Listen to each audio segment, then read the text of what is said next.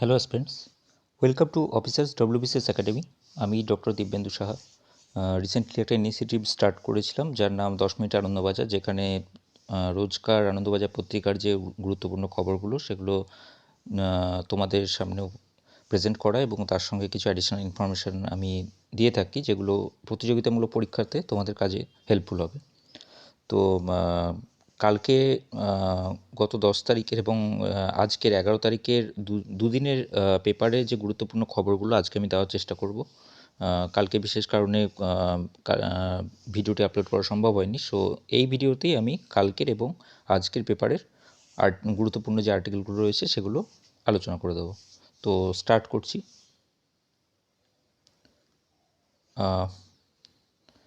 এই আর্টিকেলটির editorial page থেকে নেওয়া, যেটা হচ্ছে হেডিং রয়েছে বেচারা জো বাইডেন। এটি বলা, বেচারা জো বাইডেন কেন বলা হচ্ছে সেটা একটু পরে বুঝতে পারবে তোমরা। ব্যাপারটা হচ্ছে যে আমরা সবাই জানি যে সম্প্রতি আমেরিকার নির্বাচনে ফলাফল প্রকাশিত হয়েছে এবং তাতে জো বাইডেন আমেরিকার 46তম প্রেসিডেন্ট হিসেবে নির্বাচিত হয়েছেন। কিন্তু বাইডেন ক্ষমতায় এলেন ঠিকই, কিন্তু তাতে যে তার কাজ করার যে পদ্ধতিটা খুব মসৃণ হবে তা কিন্তু নয়। কারণ এখানে সেই কারণটি বলা হয়েছে যে আমাদের পার্লামেন্টে যেমন বাইক্যামেরাল লেজিসলেচার বলা হয়। বাইক্যামেরাল লেজিসলেচার মানে হচ্ছে দ্বিকক্ষ বিশিষ্ট সংসদ। মানে আমাদের পার্লামেন্টের দুটো হাউস রয়েছে, তোমরা সবাই জানো। একটি আপার হাউস বা হাউস অফ স্টেটস অ্যান্ড একটা হচ্ছে লোয়ার হাউস বা হাউস অফ রিপ্রেজেন্টেটিভস। তো ঠিক তেমনি আমেরিকাতেও দুটো কক্ষ রয়েছে। একটি হচ্ছে সেনেট, যেটাকে ওরা আপার হাউস বলে, সেনেট, এবং সেকেন্ডটি হচ্ছে হাউস অফ রিপ্রেজেন্টেটিভস। এখানে ব্যাপারটি হচ্ছে যে ওদের যে সেনেট রয়েছে, সেনেটে কিন্তু এখানে তোমরা দেখতে পাচ্ছ সেনেটে দুই দলের বর্তমান অবস্থান 53 বনাম 47। 53 রিপাবলিক বনাম 47 হচ্ছে ডেমোক্র্যাট। এখন ব্যাপারটাই হচ্ছে যখনই কোনো ব্যক্তি গুরুত্বপূর্ণ পদে কোনো ব্যক্তিকে নিয়োগের ব্যাপার আসবে, তখন কিন্তু সেনেটের সম্মতি কিন্তু খুব জরুরি, যেটি সচরাচর আমাদের ক্ষেত্রে কিন্তু হয় না। মানে ইন্ডিয়ার ক্ষেত্রে কি হয়, ইন্ডিয়ার ক্ষেত্রে প্রেসিডেন্ট বা গভর্নর তার অর্ডার অনুযায়ী কোনো হায়ার পোস্ট বা কোনো গভর্নমেন্ট পোস্টে কাউকে নিয়োগ করা হয় এবং সেটিতে কিন্তু অ্যাকচুয়ালি ঠিক করে হচ্ছে ইউনিয়ন এক্সিকিউটিভ বা আমাদের স্টেট এক্সিকিউটিভ। কিন্তু ওদের ক্ষেত্রে কিন্তু তা নয়। ওদের ক্ষেত্রে কিন্তু কয়েকটা গুরুত্বপূর্ণ পদ রয়েছে, যেটা তোমরা এখানে দেখতে পাবে। যেমন হচ্ছে সুপ্রিম কোর্ট ও ফেডারেল কোর্টের বিচারপতি, মন্ত্রিমণ্ডলীর সদস্য, রাজদূতকুল বা উচ্চ প্রশাসনিক পদ। এই সমস্ত পদে নিয়োগের জন্য কিন্তু সেনেটের সম্মতির প্রয়োজন রয়েছে। তো সেই এখন জো বাইডেন যদি তার নিজের ইচ্ছা মতো কাউকে সেই পোস্টে নিয়োগ করতে চান, তাতে কিন্তু সেটা সম্ভব নয় সেনেটের সম্মতি ছাড়া। আবার আমরা এটাও দেখতে পেলাম যে সেনেটে কিন্তু রিপাবলিকানের সংখ্যাগরিষ্ঠতা রয়েছে। সুতরাং তিনি ক্ষমতায় এলেও যে তার ইচ্ছে মতো, মানে তার নিজের ইচ্ছে মতো যে তিনি লোকজনকে নিয়োগ করতে পারবেন এবং মসৃণভাবে তার সরকারটা চালাতে পারবেন, তার কিন্তু কোনো গ্যারেন্টি নেই।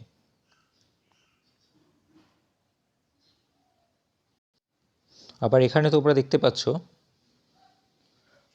বাইডেন বলছেন যে আমেরিকা আবার পরিবেশ সংক্রান্ত প্যারিস চুক্তিতে ফিরবে, যা থেকে ট্রাম্প সরে এসেছিলেন। এই মর্মে অবশ্যই বাইডেন নতুন অঙ্গীকার করতে পারেন, কিন্তু কার্বনবিহীন বিদ্যুৎ উৎপাদনের খাতে সরকারি খরচ প্রয়োজন হলেই সেনেটের সম্মতি চায়। ট্রাম্প গোসা করে বিশ্ব স্বাস্থ্য সংস্থার সঙ্গে আমেরিকার সম্পর্ক ছিন্ন করেছেন। বাইডেন তা পুনরুদ্ধার করতে পারেন, কিন্তু সংস্থা তহবিলে নতুন করে অর্থ প্রদানের অঙ্গীকার করতে সেনেটে বিল পাস হওয়া চাই। মানে তোমরা দেখতে পাচ্ছ যে কোনো গুরুত্বপূর্ণ ডিসিশন নিতে গেলেই কিন্তু সেনেটের সম্মতি কিন্তু লাগছে। সেইটি কতটা ফলপ্রসূ হবে সেটা নিয়ে কিন্তু যথেষ্ট দ্বিমত রয়েছে। এর পরের আর্টিকেলটি আকাশ থেকে জমি সমাধান। এটি হচ্ছে রিসেন্টলি নরেন্দ্র মোদী যে সরকারের, সেই সরকারের উদ্যোগে একটি সম্পত্তি কার্ড নামে একটি নতুন প্রকল্পের সূচনা হয়েছে, যেখানে সম্পত্তি কার্ডটা কি, সম্পত্তি কার্ডটা হচ্ছে যে আমাদের যে ল্যান্ড প্রপার্টি থাকে সেই ল্যান্ড প্রপার্টির একটা রেকর্ড, মানে গ্রামাঞ্চলে যে বসত জমি থাকে বা বাড়ি থাকে তাদের সেই অনুযায়ী একটা কার্ড দেওয়া হবে, যেখানে হচ্ছে পঞ্চায়েত দপ্তর এবং সার্ভে অফ ইন্ডিয়া এদের জয়েন্ট ইনিশিয়েশনে জিপিএস লাগানো ড্রোন ক্যামেরা দিয়ে বসত জমির ছবি তোলা হয় এবং তা থেকে জমি ও বাড়ির এলাকা নির্ধারিত করে নম্বর বসিয়ে বর্তমান মালিকানা তথ্য তহসিলদার অফিস থেকে নিয়ে একটি কার্ড তৈরি করা হয়। এটি যেটা পাইলট প্রজেক্টে কাজ হয়েছিল সোনারি গ্রাম, মহারাষ্ট্রের সোনারি গ্রামে, তো এরপর থেকে অন্যান্য জায়গাতেও এটির অনুকরণে এই সম্পত্তি কার্ডটিকে ইউজ করা হচ্ছে। এবং যেটি প্রবলেম হচ্ছে যে বর্তমানে এটি যদি করতে হয়, মানে সম্পত্তি কার্ডটাকে যদি গোটা দেশ জুড়ে লাগু করতে হয়, তাহলে কিন্তু আমাদের পঞ্চায়েত ও গ্রামের মানুষের পূর্ণ সহযোগিতা প্রয়োজন। কারণ গ্রামের যে ব্যাপারটা, গ্রামের ক্ষেত্রে কিন্তু মালিকানা ঠিক হয় গ্রামের লোক, গ্রাম পঞ্চায়েতের ও পাটোয়ারি, যারা আমাদের পশ্চিমবঙ্গে রেভিনিউ ইন্সপেক্টর নামে পরিচিত, তাদের সাক্ষ্য নিয়ে কিন্তু মালিকানা ঠিক হয়। এবং ব্যাপারটি হচ্ছে যে অনেকগুলো প্রবলেম রয়েছে, যেমন গ্রামাঞ্চলে জমি বাড়ি মালিকানা কিন্তু অনেকের থাকে। পৈতৃক জমিতে বাবা মায়ের অনুপস্থিতিতে একাধিক ভাই আর অবিবাহিত বোন একসঙ্গে থাকেন। এবার কার নামে কার্ড হবে সেটা হচ্ছে একটা কন্ডিশন। এক জমিতে দুই ভাই আলাদা বাড়ি করে থাকারও উদাহরণও রয়েছে। সেখানে কি করে জমি ভাগ হবে সেটার সম্বন্ধেও কোনো ক্লিয়ার কাট কোনো গাইডলাইন নেই। হয়তো সেই জমিতে একটা ছোটো গম পিসাই কল বা সাইকেল সারাই দোকান চলে, দোকানের মালিক মেজো ভাই, জমির মালিক পরিবার। তখন মানে ব্যাপারটা হচ্ছে যে ক্লিয়ার কাট যে গাইডলাইন, যে সম্পত্তি কার্ডটি কার নামে হবে, যদি সেখানে কোনো যৌথ অধিকার বা মালিকানা থাকে, সেটি কিন্তু এখনও ক্লিয়ার নয়। সো এইগুলো যতক্ষণ ক্লিয়ার না হচ্ছে ততক্ষণ কিন্তু এই যে সম্পত্তি কার্ডের যে আইডিয়াটা রয়েছে সেটি কিন্তু বাস্তবায়িত করা সম্ভব নয়। এরপরের আর্টিকেলটি তোমরা পড়ে রাখতে পারো, স্বস্তি চিহ্ন। এটি ওই আমেরিকার সম্প্রতি নির্বাচন ফলাফলের প্রেক্ষাপটে এই আর্টিকেলটি রয়েছে। এটি জাস্ট ডেমোক্র্যাট এবং রিপাবলিকানদের যে সংঘাত, সেই সংঘাতের কথা এখানে বলা হয়েছে, তোমরা পড়ে রাখতে পারো, এটি তোমাদের ডেসক্রিপটিভ পেপারের জন্য। নেক্সট আর্টিকেলে চলে যাব, কৃষি পণ্যের দাম আগুন, প্রধানমন্ত্রীকে চিঠি।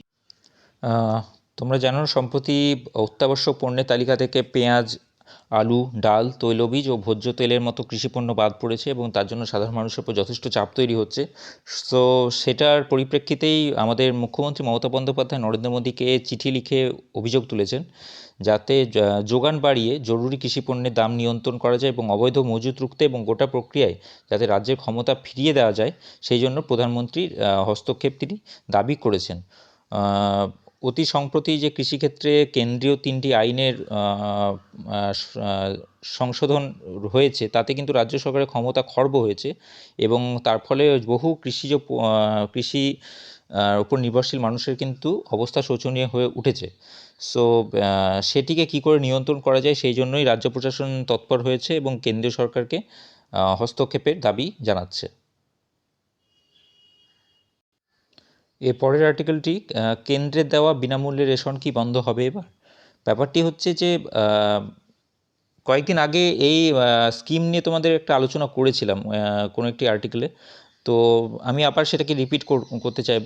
যেটি হচ্ছে প্রধানমন্ত্রী গরিব কল্যাণ অন্ন যোজনা, যে যোজনায় খাদ্য সুরক্ষা যোজনার অন্তর্ভুক্ত প্রায় 80 কোটি পরিবারের জন্য মাথাপিছু 5 কেজি করে চাল বা গম ও পরিবার পিছু 1 কেজি করে ডাল বিনামূল্যে অতিরিক্ত রেশন দেওয়ার ঘোষণা করা হয়েছিল এবং সেটিকে নভেম্বর অবধি তার টাইমলাইন কিন্তু বাড়ানো হয়েছিল। সো এর পরের দিকে কিন্তু এই প্রধানমন্ত্রী গরিব কল্যাণ অন্ন যোজনার মেয়াদটিকে নভেম্বর, মানে চলতি নভেম্বর থেকে বাড়িয়ে মার্চ মাস অবধি, 2021 মার্চ অবধি বাড়ানোর জন্য একটি আবেদন করার প্রস্তাব উঠছিল।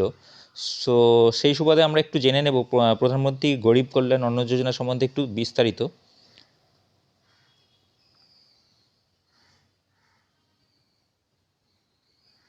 এখানে তোমরা দেখতে পাচ্ছ 2 নভেম্বরে এই আর্টিকেলটি সম্বন্ধে, মানে এই স্কিমটি সম্বন্ধে আলোচনা করেছিলাম, আরও একবার রিভাইজ করে নেব আমরা। যেটি হচ্ছে প্রধানমন্ত্রী গরিব কল্যাণ অন্ন যোজনা, যেটা এটি একটি প্রধানমন্ত্রী গরিব কল্যাণ যে প্যাকেজ রয়েছে সেটির একটি পার্ট। এই মহামারী পরিস্থিতিতে যাতে খুব দুস্থ ব্যক্তিদের যাতে খাদ্যের সংকট না দেখা দেয় সেই জন্য। প্রথমত এটা 3 মাসের মতো পিরিয়ডের জন্য স্টার্ট করা হয়েছিল, যেখানে 80 কোটি রেশন কার্ড হোল্ডাররা উপকৃত হয়েছিলেন, এবং তারপরে এটিকে বাড়ানো হয় নভেম্বর অবধি। এবং এই স্কিমের আওতায় ন্যাশনাল ফুড সিকিউরিটি অ্যাক্টের আওতায় যারা রয়েছেন তারা 5 কেজি করে চাল বা আটা ফ্রি, বিনামূল্যে, এবং তার সঙ্গে 5 কেজি করে যেটি পাবেন, মানে যেটি ওনাদের যে কোনো খাদ্যশস্য প্রাপ্য আছে সেটিও তারা পান, এবং তার সঙ্গে আরও 1 কেজি করে ডাল তাদেরকে কিন্তু ফ্রি দেওয়া হয়। সো এটা জেনে রাখা ভালো, কারণ পরীক্ষায় প্রশ্ন আসতেই পারে যে এই স্কিমটি কী অ্যাকচুয়ালি, এবং এই স্কিমটির মাধ্যমে বেনিফিশিয়ারি কী কী সুবিধা পান। সো এখানে খুব সুন্দর একটি আলোচনা রয়েছে ভিসা নীতি নিয়ে। তথ্য প্রযুক্তি শিল্পে বেশি আশা নয়, এটির কারণ এই আর্টিকেলটি যেটি নিয়ে আলোচনা করছে সেটা হচ্ছে H1B ভিসার যে কড়াকড়ি শুরু হয়েছিল ট্রাম্প সরকারের আমলে। সো এখন তো আর ট্রাম্প সরকার নেই, এখন জো বাইডেনের সরকার এসছে নতুন। তো যেটা আশার আলো দেখা হচ্ছে এখানে, যে H1B L1 এই সমস্ত যে বিভিন্ন ভিসা রয়েছে আমেরিকার মাটিতে নতুন কাজ পাওয়া, ডিসেম্বর পর্যন্ত যেটা ডোনাল্ড ট্রাম্প বন্ধ রেখেছেন সেই নিষেধাজ্ঞা কিন্তু এবার শিথিলের একটা সম্ভাবনা দেখা দিয়েছে, এবং বার্ষিক যে H1B ভিসার সংখ্যা সেটা কিন্তু বাড়তে পারে, এবং দেশভিত্তিক যে একটা কোটা রয়েছে সেই কোটাটাও কিন্তু তুলে দেওয়া হতে পারে। এবং সেটা যদি হয় তাহলে কিন্তু ভারতের তথ্য প্রযুক্তি শিল্প যথেষ্ট লাভবান হবে, এবং নাগরিকত্ব পেতে পারেন 1.1 কোটি অভিবাসী, যাদের মধ্যে 5 লক্ষেরও বেশি ভারতীয় এবং অনেকেই তথ্য প্রযুক্তি কর্মী। কিন্তু যেটা সংশয় সেগুলো হচ্ছে ট্রাম্পের নিষেধাজ্ঞা শিথিল হলেও রাতারাতি বদলের সম্ভাবনা কম, এবং কোভিডের কামড়ে আমেরিকায় বেকারত্বের হার কিন্তু অনেকটাই বেশি, অর্থনীতি পুরোপুরি ঢুকে পড়েছে। তাই ঢালাও আউটসোর্সিংয়ে দরজা খোলার রাজনৈতিক ঝুঁকি কিন্তু জো বাইডেন নেবেন বলে মনে করা হচ্ছে না। এবং H1B সমেত যে বিভিন্ন ভিসার সংখ্যা বৃদ্ধির আগে বাড়ানো হতে পারে তার দৌলতে পাওয়া কাজের ন্যূনতম বেতন এবং যোগ্যতার মাপকাঠি, যাতে দক্ষ কর্মীতে টান না পড়ার পাশাপাশি সাধারণ কাজে অগ্রাধিকার পান ভূমিপুত্রেরাই, সেটা কিন্তু বাইডেন চাইবেন। এবং চীনের প্রতি হয়তো ট্রাম্পের মতো অতখানি খর্গহস্ত হবেন না বাইডেন, ফলে থমকে যেতে পারে ওই দেশ থেকে অ্যাপেল সহ আমেরিকার বিভিন্ন সংস্থার লোক নিয়ে সরে আসা। সো এটা তোমাদের কিন্তু খুব গুরুত্বপূর্ণ একটি অ্যানালিসিস, যেখানে বাইডেন সরকারের সম্ভাব্য স্টেপগুলি কী হতে পারে রিগার্ডিং এই ভিসা রেগুলেশনে। সো এটা তোমরা নোট করে রাখতে পারো। এর পরের আর্টিকেলটি হেডিং চীন নীতিতে বাইডেনের স্বস্তিরই আশা দিল্লির। বাইডেন ক্ষমতায় আসার পর তাদের কূটনৈতিক রণকৌশল কী হবে সেটা নিয়ে একটি সম্ভাব্য আলোচনা রয়েছে, যেটা মনে করা হচ্ছে যে ট্রাম্প সরকারের আমলে যেটা একবারই করা হতো না, যে হিউম্যান রাইটস যে ভায়োলেশনগুলো হচ্ছে পৃথিবীর বিভিন্ন দেশ জুড়ে, সেগুলোর ক্ষেত্রে কিন্তু আমেরিকার রেকর্ড রয়েছে যে তারা কিন্তু সরব হতো এর বিরুদ্ধে, কিন্তু ট্রাম্প সরকারের আমলে সেটা ব্যতিক্রম দেখা দেয়।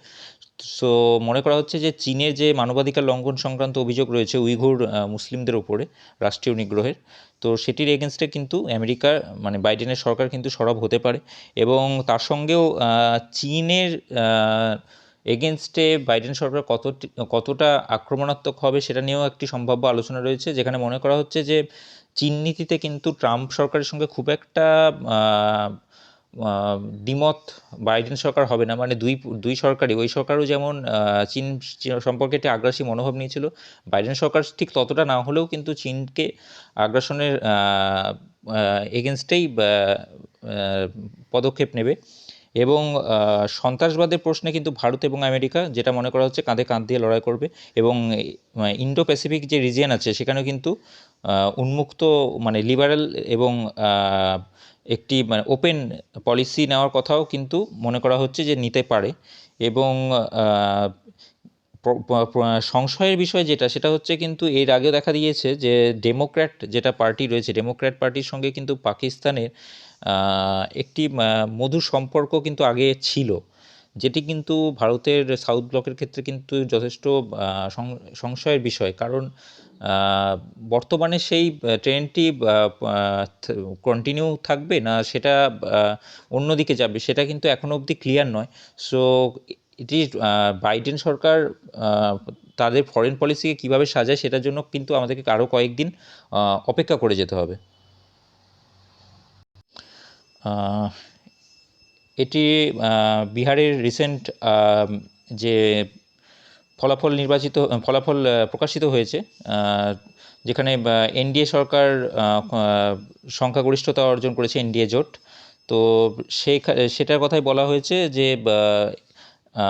আদতে অনেকটাই কন্টেস্ট হয়েছিল, কিন্তু লাস্ট পর্যন্ত এনডিএ সরকার কিছু মানে এনডিএর যে জোট সেটা কিন্তু সংখ্যাগরিষ্ঠতা লাভ করেছে, এবং একক সংখ্যাগরিষ্ঠ দল হিসাবে কিন্তু আরজেডি দল যেটা রয়েছে, রাষ্ট্রীয় জনতা দল, সেটি একক সংখ্যাগরিষ্ঠ দল হিসেবে আত্মপ্রকাশ করেছে, এবং সেটা তারা 75টি ভোট পেয়েছে, এবং দ্বিতীয় সংখ্যাগরিষ্ঠ দল হয়েছে বিজেপি, 74টি ভোট পেয়েছেন তারা, এবং জেডিইউ যেটা হচ্ছে সরি এর ভোট নয়, আসন পেয়েছে তারা, এবং জেডিইউ যে জনতা দল ইউনাইটেড রয়েছে তারা কিন্তু তৃতীয় সংখ্যাগরিষ্ঠ দল হিসেবে আত্মপ্রকাশ করেছে, এবং তাদের প্রাপ্ত আসনের সংখ্যা হচ্ছে 43। এই আর্টিকেলটি সম্বন্ধে তোমাদের এর আগে অনেকবার আলোচনা হয়েছে, সো এটা নিয়ে স্পেসিফিক্যালি আলোচনা করা কিছু নেই, জাস্ট তোমরা পড়ে রাখতে পারো, কারণ এটি কিন্তু ডেসক্রিপটিভ রাইটিং এর ক্ষেত্রে যে কোনো কম্পিটিটিভ এক্সামে কিন্তু এটা একটা আসার সম্ভাবনা রয়েছে, যে পরিবেশ দূষণ রিলেটেড যে ইস্যুগুলো রয়েছে সেখান থেকে আমাদের বিভিন্ন ব্যাপারে আইন প্রণয়ন করা হচ্ছে, এবং আইন প্রণয়ন করা হচ্ছে বড় কথা, যে কোনো ব্যাপারেই কোর্টের সম্মতি নিতে হচ্ছে, এবং কোর্টের হস্তক্ষেপ করতে হচ্ছে, হস্তক্ষেপে বিশ্বাসী হতে হচ্ছে মানুষকে, সেটি কিন্তু মোটেই ভালো খবর নয়। তো এই পরিবেশ দূষণ সম্বন্ধে যে আর্টিকেলগুলো থাকবে সেগুলো তোমরা কিন্তু পড়ে রাখতে পারো, এগুলো কাজে দেবে তোমাদেরকে কিন্তু ডেসক্রিপটিভ রাইটিংয়ের পেপার। পরের আর্টিকেলটি রয়েছে রিসেন্টলি ঘটে যাওয়া যে সাংহাই কোঅপারেশন অর্গানাইজেশন রয়েছে, এসসিও, তাদের রাষ্ট্রনেতাদের যে ভিডিও সম্মেলন হয়েছে, সেই ভিডিও সম্মেলনে কিন্তু প্রথমবার এই লাদাখের সীমান্তে যে সংঘর্ষের পর প্রথমবার কিন্তু চীনের মুখোমুখি হয়েছে নরেন্দ্র মোদী, এবং চীন ও পাকিস্তান দুই দেশের উদ্দেশ্যে কিন্তু তিনি কড়া বার্তা দিয়েছেন, কারণ এসসিও যেটা গোষ্ঠীটি রয়েছে, সাংহাই কোঅপারেশন অর্গানাইজেশন, সেইখানে কিন্তু চীন পাকিস্তান উভয়ই রয়েছেন। তো আমরা একটু যে এসসিও সম্বন্ধে একটু ডিটেলসে আমরা আলোচনা করে নেব, কারণ এটি কম্পিটিটিভ এক্সামের দিক থেকে খুব গুরুত্বপূর্ণ international organisation. So Shanghai cooperation organisation এটি একটি permanent intergovernmental international organisation, এবং এটি ইউরেশিয়ান এরিয়াতে পলিটিক্যাল, ইকোনমিক এবং মিলিটারি অর্গানাইজেশন, যেটির উদ্দেশ্য হচ্ছে সেখানকার রিজিয়নের পিস, সিকিউরিটি এবং স্টেবিলিটি মেনটেন করা। 2001 সালে ক্রিয়েটেড করা হয়, এসসিও চার্টার সাইন করা হয় 2002-এ, এবং এটি চার্টারটি এনফোর্স করা হয় 2003-এ, এবং এসসিও বা সাংহাই কোঅপারেশন অর্গানাইজেশনের অফিসিয়াল ল্যাঙ্গুয়েজ হচ্ছে দুটো, এটি কিন্তু কোশ্চেন আসে, রাশিয়ান অ্যান্ড চাইনিজ, এবং এসসিওর হেডকোয়ার্টার তোমরা সবাই জানো বেজিং, চায়না, এবং এসসিওর যেটি বর্তমানে এসসিও বলে আমরা পরিচিত, সেটি কিন্তু আগে ছিল সাংহাই 5, যেটি 5টি দেশের তত্ত্বাবধানে গড়ে উঠেছিল। সেই 5টি দেশ হলো কাজাকিস্তান, চায়না, কিরজিস্তান, রাশিয়া এবং তাজিকিস্তান। সো সাংহাই 5 যেটি গড়ে উঠেছিল 1996-এ, তার উদ্দেশ্য ছিল যে বর্ডার ডিসপিউট, মানে এই যে 4-5টি দেশের কথা আমি বললাম, তাদের কিন্তু বর্ডার ডিমার্কেশন এবং ডেমিলিটারাইজেশন টক্স যেগুলো রয়েছে সেটির জন্য, এবং যাতে সেই সমস্ত এরিয়াতে স্টেবিলিটিটাকে এনশিওর করা যায়। এবং 2001 সালে সাংহাই 5-এর সঙ্গে উজবেকিস্তান অ্যাড হয়, এবং সেটি সাংহাই কোঅপারেশন অর্গানাইজেশন নামে পরিচিত হয়, এবং 2017 সালে ইন্ডিয়া এবং পাকিস্তান সাংহাই কোঅপারেশন অর্গানাইজেশনে যোগ দেয়। সো যেটি ছিল প্রথমে 5টি 1996 সালে, আস্তে আস্তে সেটি 2001 সালে উজবেকিস্তান অ্যাড হলো, সেখানে 6টা দেশ হলো মেম্বার, এবং 2017 সালে ইন্ডিয়া এবং পাকিস্তান অ্যাড করায় টোটাল মেম্বার কান্ট্রি কিন্তু এখন 8টি, Kazakhstan, China, Kyrgyzstan, Russia, Tajikistan, Uzbekistan, India এবং পাকিস্তান, এই 8টি দেশ হচ্ছে মেম্বার। অবজারভার স্টেটে রয়েছে 4টি দেশ, আফগানিস্তান, বেলারুস, ইরান এবং মঙ্গোলিয়া। ডায়ালগ পার্টনার হিসাবে রয়েছে 6টা দেশ, Azerbaijan, Armenia, Cambodia, Nepal, turkey এবং শ্রীলঙ্কা। অবজেক্টিভ যেটা সেটা হচ্ছে মেম্বার স্টেটসের মধ্যে মিউচুয়াল ট্রাস্ট এবং নেবারলিসনেসকে স্ট্রেনথেন করা, এবং হচ্ছে politics, trade and economy, research, technology, culture এই সমস্ত ব্যাপারে মানে কোঅপারেশনটাকে প্রমোট করা, এবং education, energy, transport, tourism, environmental protection, যে বিভিন্ন টাইজগুলো রয়েছে সেগুলোকে এনহ্যান্স করা, পিস, সিকিউরিটি, স্টেবিলিটিকে মেনটেন করা, এবং ডেমোক্রেটিক এবং ফেয়ার এবং র্যাশনাল ইন্টারন্যাশনাল পলিটিক্যাল এবং ইকোনমিক অর্ডার স্থাপন করা। বরখাস্ত এসপার, তোমরা জানো আমেরিকার প্রতিরক্ষা সচিব যিনি অতি সম্প্রতি ভারতে পা রেখেছিলেন, মার্ক এসপার, তাকে সরিয়ে নতুন প্রতিরক্ষা সচিব হিসেবে আনা হচ্ছে ক্রিস্টোফার মিলারকে। এটা তোমরা নোট করে রাখতে পারো। ভারতের বিদেশ সচিব হর্ষবর্ধন শ্রিংলা দুদিনের মলদ্বীপ সফরে সে দেশের শাসক এবং বিরোধীদের সঙ্গে আলোচনা এবং বৈঠকে বসেছেন, এবং দ্বিপাক্ষিক সম্পর্ক উন্নতির পাশাপাশি মলদ্বীপে ভারত যে পরিকাঠামো উন্নয়নে সহায়তা করছে সে বিষয়েও বিস্তারিত খোঁজখবর নিয়েছেন তিনি। এবং গ্রেটার মাল যে এরিয়া রয়েছে সেখানে যোগাযোগ প্রকল্প, বিমানবন্দর সম্প্রসারণ সহ বেশ কিছু প্রকল্পে ভারত কিন্তু বিনিয়োগ করছে, সে কাজের অগ্রগতি নিয়েও কিন্তু তিনি বৈঠক করেছেন। পরের আর্টিকেলটি রয়েছে বিকল্পের সন্ধান, যেটি এই আর্টিকেলের মূল আলোচ্য বিষয়বস্তু সেটি হচ্ছে স্টাবল বার্নিং। এটা নিয়ে তোমাদেরকে আগেও আলোচনা করেছিলাম, তোমরা যারা আগের ভিডিও যারা দেখেছো তারা কিন্তু এটি সম্বন্ধে রিলেট করতে পারবে আমি কি বলতে চাইছি। যেটি হচ্ছে নাড়া পোড়ানো, যেটাকে বলে বাংলায়, মানে খারিফ শস্যের কাটার পর, হারভেস্টিং করার পর যে ক্রপ রেসিডিউগুলো বা ফসলের গোড়া থেকে যায় জমিতে, সেই ফসলের গোড়াগুলো কিন্তু না সরালে নতুন বীজ বপন করা যায় না। সো সবচেয়ে ফসলের গোড়া সরানো কিন্তু খুব একটি কস্টলি ব্যাপার, যেটি ছোট ছোট যারা চাষি আছে, মার্জিনাল যারা ফার্মার্স আছে, তাদের পক্ষে কিন্তু অতিরিক্ত কস্টলি কোনো স্টেপ নেওয়া তাদের পক্ষে সম্ভব নয়। সো তারা খুব সহজলভ্য পদ্ধতি তাদের কাছে যেটা, সেটা হচ্ছে ফসলের গোড়া পোড়ানো, যেটাকে স্টাবল বার্নিং বলে। স্টাবল বার্নিং সরি তো স্টাবল বার্নিং যেটা, সেটা কিন্তু খুব এফেক্টিভ এবং দ্রুত পদ্ধতি হলেও সেটি কিন্তু সবচেয়ে বড় ব্যাপার যেটা, সেটা হচ্ছে পরিবেশ। সে কিন্তু এটি মারাত্মক প্রভাব ফেলে, বায়ুদূষণ ঘটায়, এবং PM যে 2.5 আছে, পার্টিকুলেট ম্যাটার 2.5 এবং 10, এই দুটো পার্টিকুলেট ম্যাটারের পরিমাণ কিন্তু অত্যধিক পরিমাণে বেড়ে যায়, যার জন্য দিল্লিতে সম্প্রতি যে এয়ার পলিউশন দেখা দিচ্ছে সেটির অন্যতম কারণ হিসেবে কিন্তু স্টাবল বার্নিংটাকেই বলা হচ্ছে। সো যেটা ঘটেছে যে উত্তরপ্রদেশের পুলিশ কিন্তু অনেক চাষিকে গ্রেপ্তার করেছে, কারণ তারা ফসলের গোড়া পোড়াচ্ছেন। কিন্তু ব্যাপারটি যেটা হচ্ছে যে আইন তো ভঙ্গ হচ্ছে, কিন্তু এই দায়টা কি শুধুমাত্র চাষিদের? কারণ তাদের পক্ষে তো অগ্নিসংযোগ করা ছাড়া অন্য কোনো বিকল্প কোনো রাস্তা নেই। কারণ কিছুদিন আগেও উত্তরপ্রদেশ সরকার যেটা বলতে চেয়েছিল যে যদি এই স্টেপ বা এই প্রসেসটাকে বন্ধ করতে হয় তাহলে কিন্তু সরকারের হস্তক্ষেপ প্রয়োজন, মানে সরকারকে কিন্তু ভর্তুকি দিতে হবে বিভিন্ন নতুন অত্যাধুনিক যন্ত্র কেনার, যেটি পরিবেশ দূষণ না ঘটিয়েই ফসলের গোড়াগুলো সরিয়ে ফেলবে, এবং তার সঙ্গে কিছু নতুন নতুন অত্যাধুনিক বৈজ্ঞানিক পদ্ধতি ইউজ করা হচ্ছে। যেমন তোমরা এখানে দেখতে পাবে যে এক ধরনের ছত্রাক, রিসেন্টলি এটা খবরে এসেছিলো যে এক ধরনের ফাঙ্গাস রয়েছে, সেই ফাঙ্গাসের যদি অ্যাপ্লাই করা যায় তাহলে কিন্তু ফসলের গোড়াটা দ্রুত পচে যায়, এবং সেটি কিন্তু মাটির সঙ্গে মিশে গেলে মাটির উর্বরতা বৃদ্ধি পায়। সো এই সমস্ত স্টেপ, যদিও আমরা স্টেপগুলো যথেষ্ট পরিবেশ বান্ধব, কিন্তু এগুলো যথেষ্ট কস্টলি। সুতরাং সরকারের হস্তক্ষেপ ছাড়া কিন্তু এগুলো ইমপ্লিমেন্ট করাটা সম্ভব না, এবং শুধুমাত্র আইন ভঙ্গ করার জন্য চাষিদেরকে অ্যারেস্ট করে কিন্তু এই সমস্যার সমাধান বা প্রতিকার সম্ভব নয়। সো এগুলোই ছিল গুরুত্বপূর্ণ খবর কালকের এবং আজকের। সো হোপফুলি তোমরা প্রিপারেশান চালিয়ে যাচ্ছ। খুব ভালো লাগছে এটা ভেবে যে তোমরা অনেকেরই ফিডব্যাক পাচ্ছি, এবং তারা বলছেন যে সত্যি এই ভিডিওগুলো তোমাদের খুব উপকারে লাগছে। সো এটি আমার সবচেয়ে বড় পাওনা, যে আমি যে পরিশ্রমটা করছি সেটা তোমাদের যদি উপকারে লাগে তাহলে সেখানেই আমার কিন্তু প্রচেষ্টা সার্থক। সো ইনকেস তোমাদের সাজেশন থাকে বা ফিডব্যাক থাকে, তোমরা কিন্তু কমেন্ট সেকশানে জানাবে, কারণ ইন্টারাকশন হলে তবেই আমার পক্ষে বোঝা সম্ভব যে কী কী চেঞ্জেস বা কী কী মডিফিকেশান করতে হবে, এবং আরও কী করে এই ইনিশিয়েটিভটাকে ইমপ্রুভ করা যায়, সে সমস্ত ব্যাপারে কিন্তু তোমাদের সহায়তা প্রয়োজন। সো হোপফুলি তোমরা এই ভিডিওটা দেখে তোমাদের ভালো লাগবে। Thank you.